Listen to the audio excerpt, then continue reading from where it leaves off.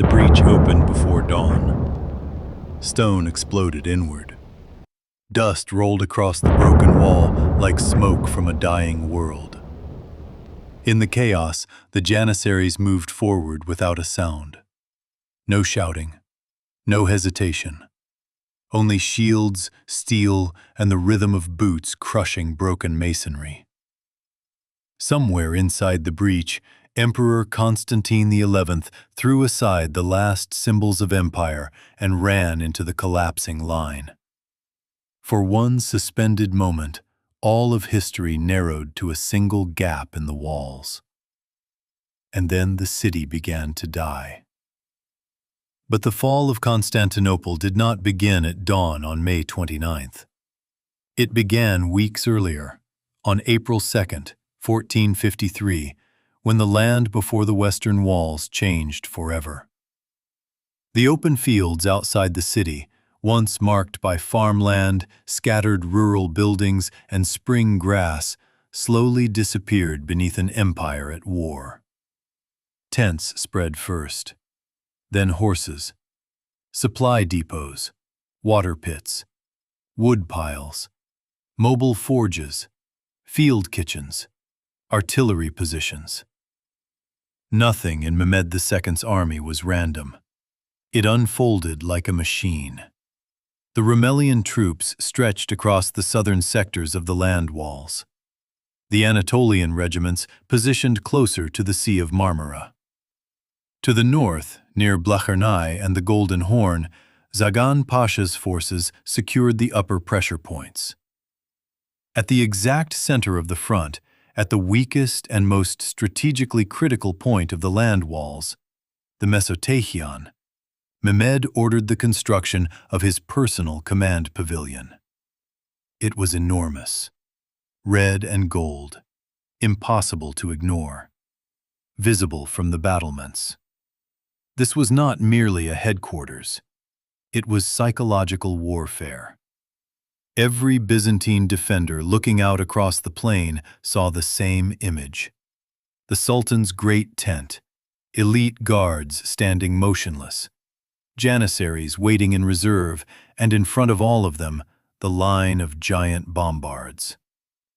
Behind that tent moved an entire world. Scribes bent over campaign maps. Mounted couriers rode in and out at all hours. Cartographers updated wall damage sectors. Imams passed between officers. Armorers repaired hooks, ladders, spearheads, and siege fittings. At night, the pavilion glowed under oil lamps. This was where Mehmed studied every crack opened during the day. This was where he chose where the earth itself would shake next. And every morning, it did. The great cannons of Urban and Saruca did not fire like modern artillery. Each shot was ritual. The barrel had to be cleaned, powder packed. The enormous stone ball hauled into place with ramps, ropes, and wooden levers. Dozens of men worked a single gun. The oxen that had dragged them all the way from Edirne still stood nearby, ready to reposition the bombards whenever Mehmed wanted a new angle. Then came the blast. The ground trembled all the way to the Golden Horn. Chroniclers wrote that the sound entered churches and made lamps and sacred icons sway. The bombardment focused again and again on the sector between the Gate of St. Romanus and the Lycus Valley, where Giovanni Giustiniani Longo had organized the most advanced defensive system in the city. Not a single line. A layered defense. Archers and crossbowmen on the parapets. Reserve spearmen just behind. Further back, engineers and labor crews with timber beams, earth sacks, stones, and carts ready to seal whatever the cannons destroyed. Every night, under torchlight, Genoese, Venetians, and Byzantines rebuilt what had collapsed during the day. It was engineering warfare before it became infantry warfare.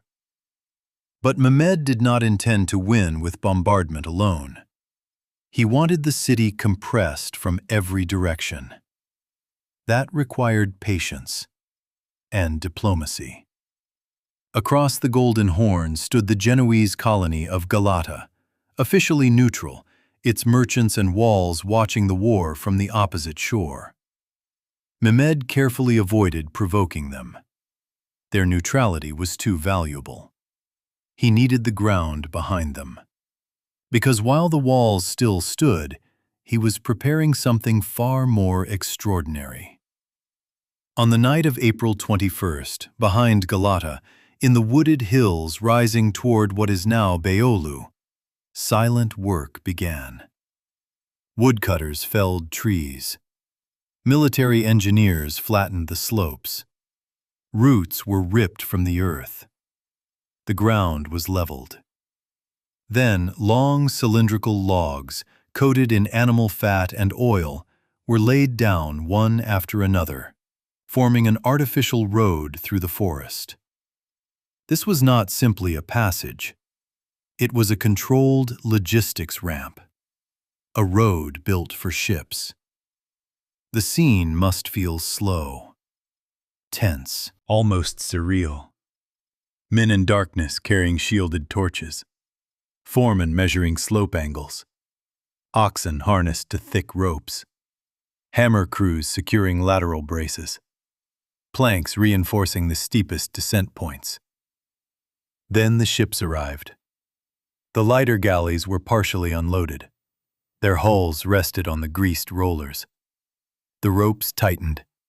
Hundreds of men pulled in rhythm. The wooden hulls groaned as they slid over the damp forest earth. Branches snapped. Support wheels creaked. The tension ropes stretched to their limit. A fleet moving through the woods at night remains one of the most brilliant and unbelievable images in medieval military history. At dawn on April 22nd, the defenders looked toward the Golden Horn and froze. Ottoman sails, inside the harbor, behind the chain, behind them. The shock was devastating. From that moment, Constantinople began to die by compression. Every wall required men. Every tower needed reserves. Every sector demanded blood. Just 2 days earlier, on April 20th, 4 Christian ships had forced their way through the Ottoman blockade into the harbor, entering under the cheers of the city. From his red and gold pavilion, Mehmed had watched the humiliation unfold. Furious, he punished Baltaoglu. And in that fury came clarity. The chain would not be broken. It would be bypassed. The days passed. The walls still held. But the strain became total. Now the war moved underground. Ottoman miners dug tunnels to collapse the foundations. The Byzantines pressed metal plates and buckets against the earth, listening for the sound of picks beneath stone. When they heard them, they dug countermine shafts. Below the city, men fought in suffocating darkness with knives, smoke, collapsing tunnels, and dying torchlight. Then came May 21st. From the Sultan's pavilion, an emissary rode forward. Mehmed offered surrender. Safety for the population. Protection for nobles and property. The right to leave the city alive. It was the last window before annihilation. Constantine XI listened. He knew the military reality. The city was nearly exhausted. But his answer was absolute. The city did not belong to the emperor alone. It belonged to all who defended it. And no man had the right to surrender it. That refusal turned the siege into a sentence. From May 26th to May 28th, the orders flowing from the Sultan's tent never stopped. The cannons changed rhythm. No longer distributed fire. Now every bombard focused on the same wound. Always the same shattered scar. Always the Mesoteikion. Mehmed no longer wanted a breach. He wanted a gate. The night of May 28th felt unreal. Thousands of fires burned in the Ottoman camp. Prayers, imams moving through the lines, Janissaries in total silence. Inside the glowing pavilion, the final orders were issued. 3 waves. Azaps first, then Anatolians, then the Janissaries. Inside the city, Hagia Sophia was full, the last breath of an empire. Before dawn, the first assault began. Irregular troops rushed the moat, filling it with fascines, ladders, debris, and bodies. Their purpose was exhaustion, nothing more. Then came the Anatolian troops, disciplined, heavier. They fought directly in the breach that had been hammered for days. Spears snapped, support beams splintered. The defenders still held. Then came the final wave, the Janissaries. Compact, silent, advancing as if they were an extension of the Sultan's own will. This was the turning point. Giustiniani was struck down. The strongest sector lost its anchor.